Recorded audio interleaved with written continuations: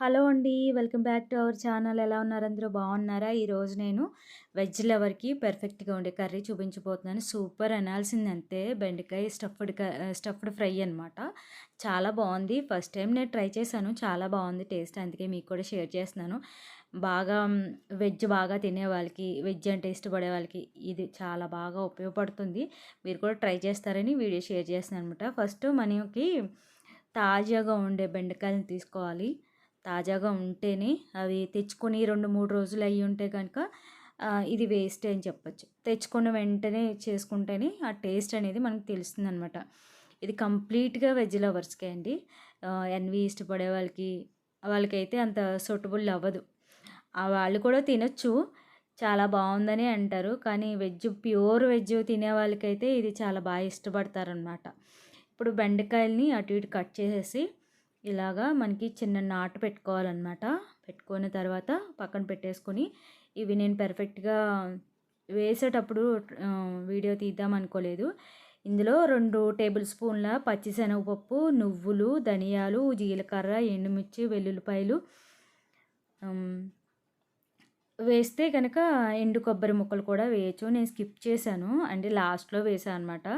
So, ఇవన్నీ కూడా మనకి కారానికి స్పైసీగా ఉండేట్టు కరివేపాకు కూడా వేసుకొని మనకి అరోమా మంచిగా స్మెల్ వస్తూ ఉంటుంది. సో, అప్పుడు మనం ఆయిల్ వేసుకోవాలి. డ్రై రోస్ట్ కాదు. సో, 2 టేబుల్ స్పూన్ల ఆయిల్ వేసుకొని చక్కగా ఇవన్నీ కూడా మనకి పచ్చిశనగపప్పు వేగిన తర్వాత మనకి తెలుస్తుంది. ఇవన్నీ వేగేటప్పుడు కమ్మటి వాసన వస్తుందన్నమాట. అప్పుడు స్టవ్ ఆఫ్ చేసేసుకొని చక్కగా చల్లారనివ్వాలి. చల్లారిన తర్వాతే మనం మిక్సీ పట్టుకోవాలన్నమాట. మనకి స్పైసీ ఎక్కువ తినేవాళ్ళైతే ఎండుమిరపకాయలు 10, 15 కాయలు వేసుకోవచ్చు. మేము తక్కువ తింటాము. సో, అందుకే 6, 5 వేసానమాట. సో, వెల్లుల్లిపాయలు మన ఇష్టం. ఒక గుప్పుడు వేసాను. వెల్లుల్లిపాయలు స్పైసీకి తగ్గట్టుగా ఉంటేనే బాగుంటుందన్నమాట.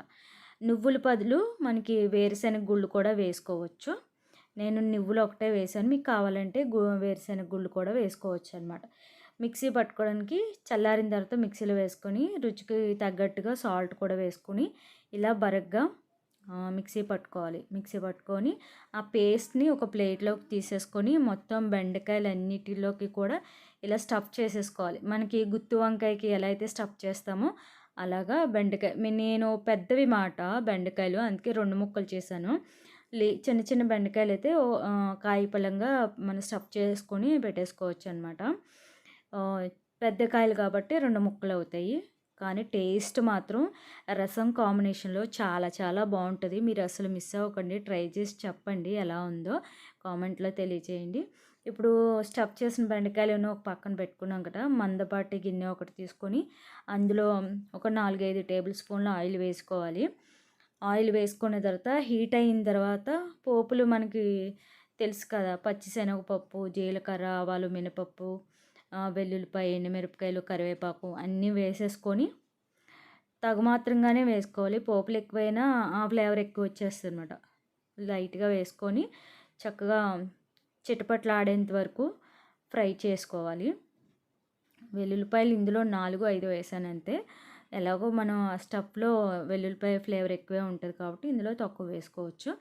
సో, ఈ పోపులన్నీ కూడా చిటపట్లాడిన తర్వాత మనం స్టఫ్ చేసుకున్న బెండకాయలు ఉన్నాయి కదా, ఇవన్నీ కూడా ఒక్కొక్కటిగా పెట్టేసుకొని మూత పెట్టేసేయాలన్నమాట. మనం స్టఫ్లోని సాల్ట్ వేసేసాం కాబట్టి పైన సాల్ట్ వేయాల్సిన పని ఉండదు. చక్కగా మూత పెట్టేసుకొని ఒక 5 నిమిషాల పాటు మగ్గిన తర్వాత జస్ట్ లైట్గా కదుపుకోవాలి. కూర తిప్పినట్టు కలిపి పెట్టేసినట్టు కలిపి పెడితే ఆ స్టఫ్ పెట్టిన బెండకాయలన్నీ కూడా డిస్టర్బ్ అయిపోతాయి అన్నమాట. అలా కాకుండా జస్ట్ అలా తిరగబోరలా వచ్చేలాగా లైట్గా అలా కదుపుకుంటూ ఉండాలి. చూసుకుంటూ ఉండాలన్నమాట. 2 నిమిషాలకు ఒకటి బాగా రోస్ట్ అయ్యేంత వరకు కూడా ఫ్రై చేసుకుంటేనే చక్కగా ఆయిల్ పైకి తేలేంత వరకు మనం వేసిన ఆయిల్ చక్కగా విడిగా తెలిసిపోతుంది వేగిన తర్వాత. స్మెల్ మాత్రం సూపర్ వస్తుందన్నమాట. చాలా బాగుంటుంది. మీరు వండి చూడండి ఎలా ఉందో మీరే చెప్తారు. అంత బాగుంటుంది. ఈ గ్రీనిష్ అంతా కూడా మనకి లైట్ బ్రౌన్ కలర్ వచ్చేంత వరకు కూడా వేయించుకోవాలి. ఆ స్టఫ్ కూడా మొత్తం వేసిన స్టఫ్ కూడా విడిగా ఉన్నది పైపైన ఉన్నది మొత్తం బెండకాయ అంతటికి కూడా పట్టేస్తదనమాట. చాలా బావుంటది. నువ్వుల ఫ్లేవరు మనకి హెల్త్‌కి కూడా చాలా మంచిది కాబట్టి ఆహ్, ఎక్కువ నువ్వులు యూజ్ చేయడం చాలా మంచిదనమాట. సో, గ్రీన్ కలర్ ఉంది కదా!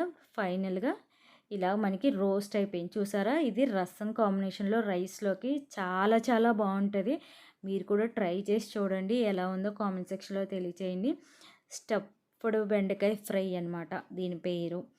మనకి గుత్తి వంకాయ ఎలా వండుతామో సేమ్ అంతే. చూసారా? ఆయిల్ మొత్తం పీల్చేసుకొని మొత్తం డ్రై అయిపోయింది. మనకి ఆల్మోస్ట్ రెడీ అయిపోయినట్టే. వీడియో నచ్చితే గనుక లైక్ చేయండి, షేర్ చేయండి. మన ఛానల్ సబ్స్క్రైబ్ చేయడం మాత్రం మర్చిపోవద్దు.